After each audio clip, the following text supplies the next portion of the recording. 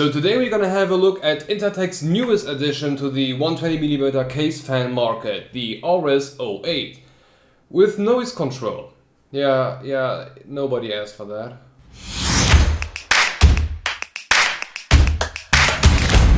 So before we get into benchmarks and the physical miracle of jumping back a whole decade while simultaneously staying at the same place, let's have a look at the features. Inside of the RS-08 set box, you will find 3 of these RS-08 fans and a fan/RGB controller. The fans themselves are 120mm models that are capable of spinning at 1200 RPM while pushing 35 CFM at up to 30 dB. The controller can be used to power up to 10 individual fans and 2 strips. In order to connect them, Intertek reused the same proprietary connector as they always do, but this time it controls the RGB as well as the fan power. Glowing from the center and all around the fan, Intertek included 24 RGBs. In order to control all of these, you can either use the included remote or pass through a 5-volt addressable signal from your motherboard by help of the usual software. Because apparently a total of 72 RGBs wasn't enough, Intertek decided to put some additional ones inside of the controller, because why not? And the headline feature of the RS-08, the controller is able to react to sound.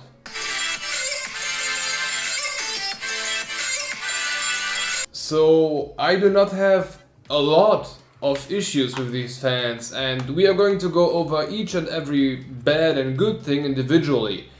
But there is one thing that is particularly problematic, like from a basic functionality standpoint.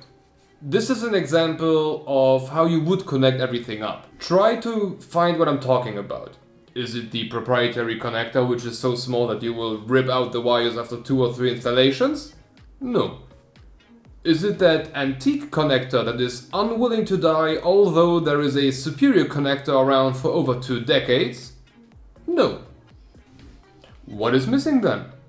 It's fan control. Fan control is missing. So when you use them, you need to hook up the fans with the proprietary plug to the controller, and from there you have to plug everything up over Molex, which is just beyond my understanding. And when you're done, you could hook up the controller to the 5-volt addressable RGB from the motherboard, or a case button with the 2-pin on the controller, but no fan, no, nothing. So the only way that you are able to control the fan speeds are with the fan plus and the fan minus button on the remote. Initially, you might not even realize how stupid this actually is, but what happens if you lose it?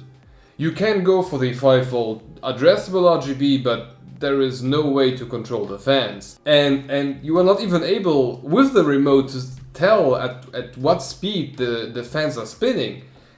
These are 1200 RPM fans, and I am not able to say if they are spinning at 600 or 1200 if I can't compare one to the other. And there are many other reasons why you would want to have some sort of software control. I mean, let's say you have a workload with sudden bursts, like even including gaming. Gaming also has bursts. Do you really want to jump up and search for this goddamn remote because 2 bombs exploded right next to you? Software control makes this so much easier. No matter what mainboard you're using, every fan curve will at some point end up at 100%. And normally you are not even able to put that moment after thermal throttle. It's a idiot-proof concept. This, however, will let the CPU die, the GPU burn up. Nobody gives a f here. What makes me particularly angry about this is that every RS set that I had before had PWM control. Now, they had their own issues, they certainly had. The fans had to be run off 2 separate cables, even though there was a controller involved, and that was annoying, but in every review I called it out and proposed to use the proprietary plug for everything, but you still have to let the controller pass through PWM. This is not an upgrade, this makes the fans barely usable. And just to give you an understanding of how bad this is, there are basically 3 speed modes that I can identify. Not enough speed so that the fan clicks each cycle, the same stupid mode but on steroids, and the "if you don't mute your mic, I will kick you" mode. Now, when it comes to performance, as usual, I use the Acer Hive case with a 3600X with a Be Quiet Pure Rock Slim on top without the CPU fan. Then I place 2 of these in the front as intake and 1 in the back as exhaust and let them spin at 100. Yeah, I just pressed the Fan Plus button as many times until I wasn't able to see any difference, so yeah. While spinning at a theoretical 1200 RPM, the RS-08 managed to keep the 3600X at 84 degrees C. To be honest, I was completely expecting this result.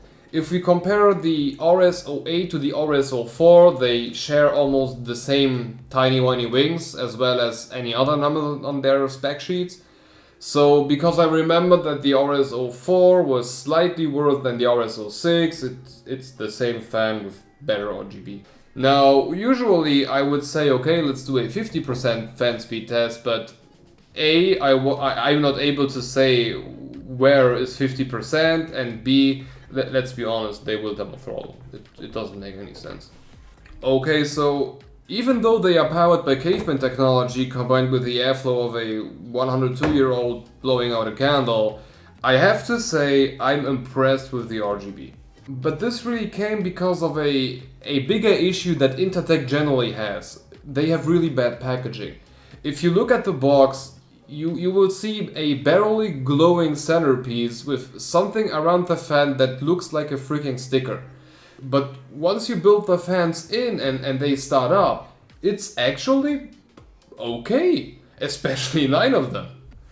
Now, I also want to shortly address the whole noise control feature. First off, nobody asked for this, nobody wanted this, and based on the fact that every 10-euro RGB strip from the next fuel station has it, yet nobody uses it, you should have known. Secondly, yours doesn't work. Technically, it does work, you just have to press one of these sound buttons in the bottom and you will either get a rainbow pulsing, color switching, or something that I will only turn on if you really want to have a stroke. The issue is more with how it is designed. Usually things like nanoleafs, for example, you can see them, but nanoleafs will react to a specific frequency, like green light for high tones, red for low tones, and whatever. But the controller on here will only react to the actual sound level. Basically, how much noise is there? And this ends up creating the exact same pattern no matter what music you listen to, and if it's loud enough, everything will just turn into electronic hardcore lightning.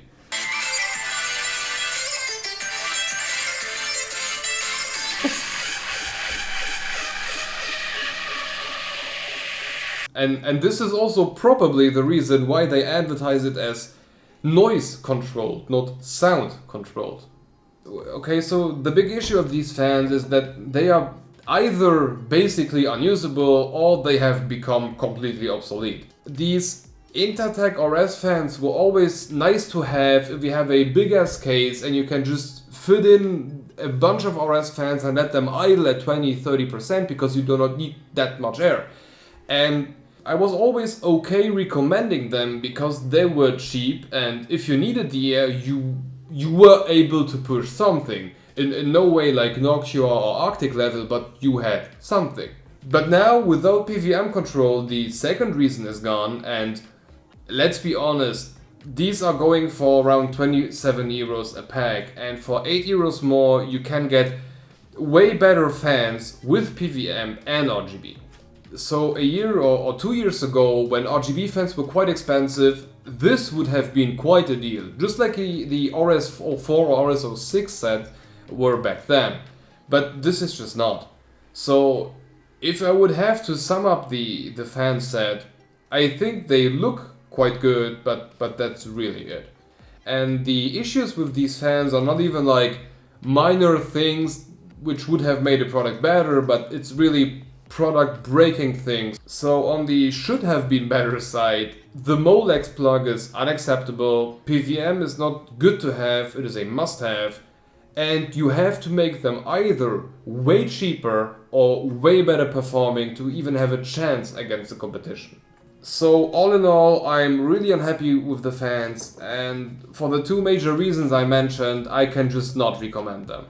Now, even if I'm not the biggest fan, I would still like to thank Intertek very much for sending us over these RS-04 sets, and hope that the next RS set will be better again. Anyway, I hope you've enjoyed it, and if so, make sure to like the video and be subscribed to not miss the next Intertek video, because they also sent over their panorama case. And even if the RS-08 fans were performing not very good, they still look pretty good. And because the panorama case has a whack ton of fan spots, Intertek also sent us over a whack ton of RS-08 sets, so in the very least, it will look really awesome.